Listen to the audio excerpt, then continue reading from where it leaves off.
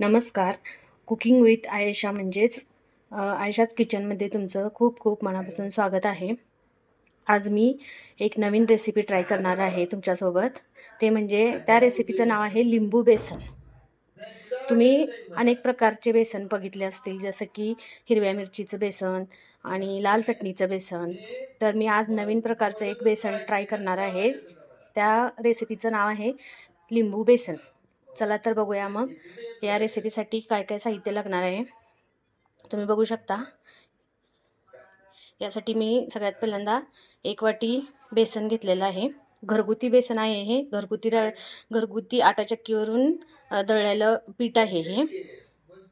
त्यासाठी 1 चमचा हळदपूड लागणार आहे. पाऊण वाटी तेल लागणार आहे. त्याचप्रमाणे मोहरी 1 चमचा, जिरा 1 चमचा, कोथिंबीर, हिंग, 1 चमचा साखर, अर्धा लिंबू आणि 7 ते 8 हिरव्या मिरच्या आहेत. त्याचे मी असे तुकडे करून घेतलेत बघा. असे तुकडे करून घ्यायचे आहेत. यासाठी हा पोहे खायचा चमचा आहे ना, 5 ते 6 चमचे फक्त पाणी लागणार आहे. 5 ते 6 चमचे.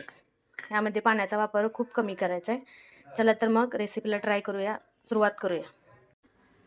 आपला हा चॅनेल नवीन आहे, तर प्लीज सगळ्यांनी सबस्क्राईब करा या चॅनेलला. व्हिडिओला लाईक करा, शेअर करा. चला आता कढई गरम झालेली आहे. यामध्ये आपण तेल घालूया. बघू शकता तुम्ही, पाऊण वाटी तेल घातलेलं आहे मी याच्यात. तेल गरम झालंय बघा. आता आपण यामध्ये मोहरी टाकूया.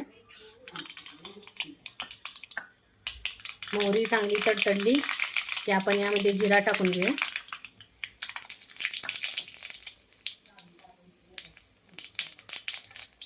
जिरा मोहरी चांगली तडतडली की यामध्ये मिरची टाकायची.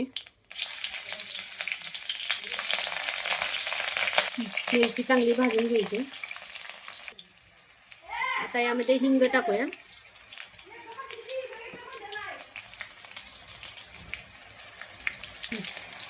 हळदपूड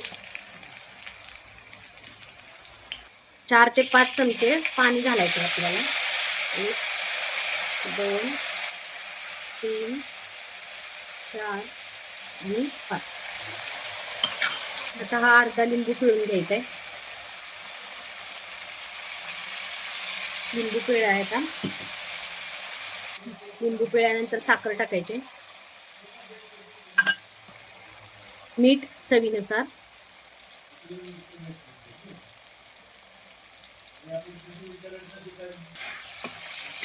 हे असं थोडंसं हलवायचं. आता मेन प्रोसेसला सुरुवात करूया.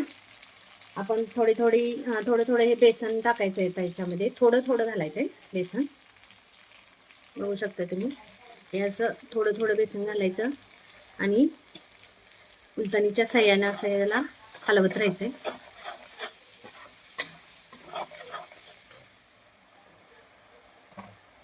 हे असं थोडं घालायचं.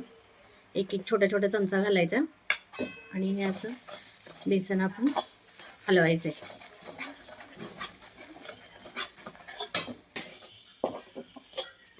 गॅसची फ्लेम लो करायची. हे अशा पद्धतीने 1 वाटी बेसन मी यामध्ये टाकले बघा. एकदम कमी पाण्याचा वापर करून मी हे बेसन केलेलं आहे. फक्त लिंबूचा रस आणि तेलामधलं हे बेसन आहे. आता याला बारीक गॅस करून 5 मिनिटं वाफवायला ठेवायचंय. ह्याच्यावरती झाकण झाकूया. हे असं झाकण झाकून 5 मिनिटं वाफवायला ठेवायचंय. चला 5 मिनिटं झालेले आहेत. आता आपण ही प्लेट काढूया. बघा किती छान दिसतंय हे बेसन. मस्त झालं एकदम खरपूस. आता यामध्ये आपण कोथिंबीर टाकूया. बघा कोथिंबीर टाकलेली.